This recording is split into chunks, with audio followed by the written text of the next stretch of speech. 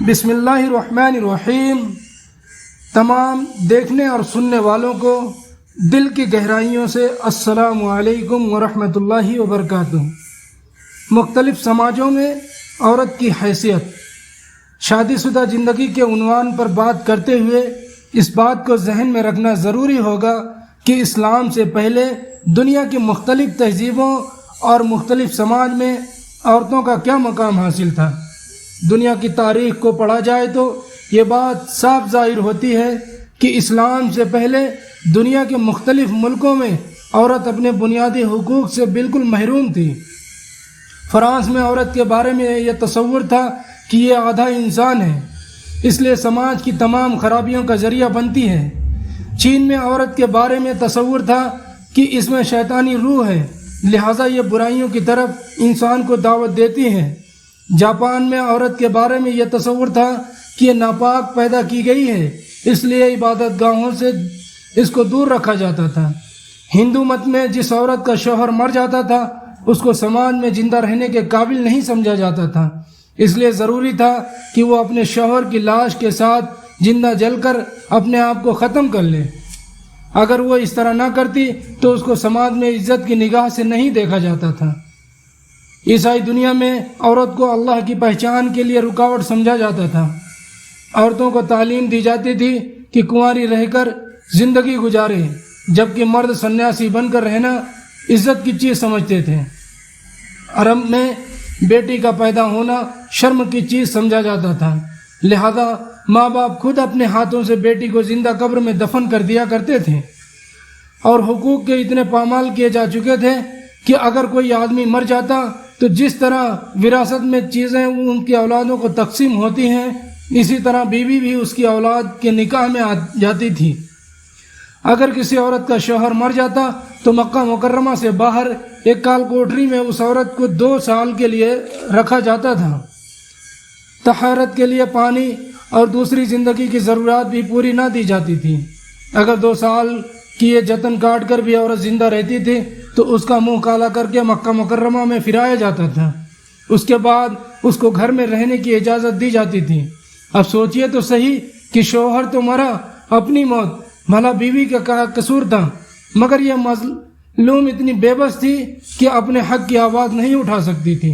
ایسے ماحول میں جبکہ چاروں طرف عورت کے حقوق کو پامال کیا جا رہا تھا، ایسے وقت میں اللہ تعالیٰ نے اپنے پیارے نبی محمد مصطفیٰ صلی اللہ علیہ وسلم کی نعمت دے کر بھیجا۔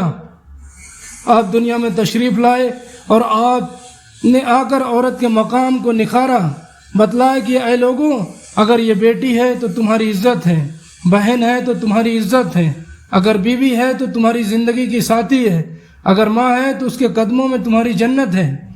پیارے دوستوں، وہ لوگ کس قدر سخت دل ہوں گے جو اپنی بیٹیوں کو زندہ دفن کر دیا کرتے تھے۔ دفن ہونے والی معصوم بچیوں کی چیخیں پکار ان کے کانوں میں پڑتی ہوں گی، مگر ان کا ضمیر ان کو نہیں جھنجھوڑتا ہوگا۔ ایسے حالات میں نبی اکرم صلی اللہ علیہ وسلم نے اپنی 2 انگلیوں کا اشارہ کرتے فرمایا، جس آدمی نے گھر میں 2 بیٹیاں ہوں وہ ان کی اچھی پرورش کرے، یہاں تک کہ ان کا نکاح کر دے، تو وہ آدمی جنت میں میرے ساتھ ایسے ہوگا جیسے ہاتھ کی 2 انگلیاں ایک دوسرے کے ساتھ ہوتی ہیں۔ نبی صلی اللہ علیہ وسلم عورت کی کھوئی ہوئی عزت کو رہبانیت، سنیاس نہیں بلکہ صاف الفاظ میں واضح کیا کہ اگر عورت کے ساتھ تم شادی شدہ زندگی گزارو گے تو اللہ تعالیٰ کی معرفت کے راستے میں تمہاری مددگار بنے گی۔ اسلام نے واضح کیا کہ سنیاسی بن کر جنگلوں اور گفاؤں میں جانے کی کوئی ضرورت نہیں ہے۔ اللہ تعالیٰ کی طرف جو راستہ جاتا ہے وہ جنگلوں اور گفاؤں سے ہو کر نہیں جاتا، ان گلی کوچوں اور بازاروں سے ہو کر جاتا ہے۔ یعنی اسی سماج میں رہو گے اور جو حقوق تم پر لاگو ہوتے ہیں انہیں پورا کرو گے تو تمہیں اللہ کی پہچان نصیب ہوگی۔ گویا اسلام نے سنیاس کے بجائے سماجی زندگی کا سبق دیا۔ نبی صلی اللہ علیہ وسلم نے فرمایا، نکاح میری سنت ہے، جو میری سنت کو چھوڑے گا وہ میری امت میں نہیں ہے۔ بھلا نکاح کی اہمیت بتانے کے لیے اس سے زیادہ اور کیا زور دیا جاتا۔ ترمذی شریف کی روایت ہے کہ 4 چیزیں انبیاء علیہ السلام کی سنتیں ہیں۔ نمبر 1، حیاداری، یعنی تمام نبی حیا والے تھے۔ نمبر 2، نبی خوشبو کا استعمال کیا کرتے تھے۔ نمبر 3، سبھی نبی مسواک کیا کرتے تھے۔ نمبر 4، سبھی نبی شادی شدہ زندگی گزارتے تھے۔ قرآن مجید میں اللہ تعالیٰ کا ارشاد ہے، اے میرے محبوب، ہم نے آپ سے پہلے کتنے ہی انبیاء علیہ السلام کو بھیجا ہے اور ہم نے ان کے لیے بیویاں اور اولادیں بنائی۔ یہ بات بالکل کھلی ہوئی ہے کہ سب انبیاء علیہ السلام دین کی دعوت کا مقدس فریضہ ادا کرنے کے لیے بھیجے گئے۔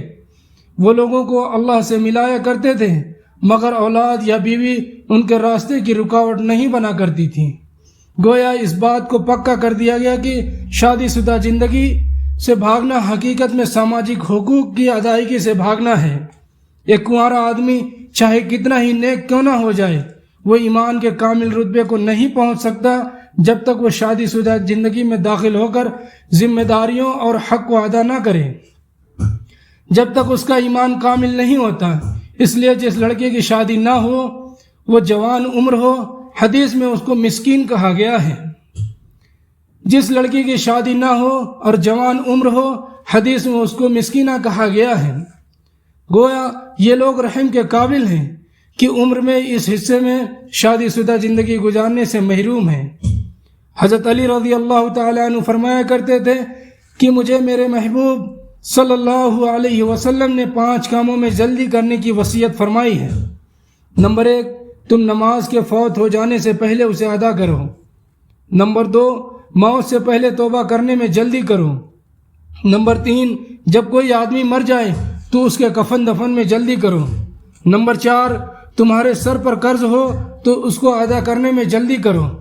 نمبر 5، جب بیٹا یا بیٹی کے لیے کوئی مناسب رشتہ مل جائے تو اس کے نکاح میں جلدی کرو۔ یہ ایک حقیقت بات ہے کہ کسی کو اچھا جیون ساتھی مل جائے تو وہ یقیناً خوش قسمت سے انسان ہے۔ حضرت علی رضی اللہ تعالیٰ عنہ فرمایا کرتے تھے کہ جس انسان کو 5 چیزیں مل جائیں وہ اپنے آپ کو دنیا کا خوش قسمت انسان سمجھے۔ وہ 5 چیزیں یہ ہیں: شکر کرنے والی زبان، یہ اللہ تعالیٰ کی بڑی نعمت ہے۔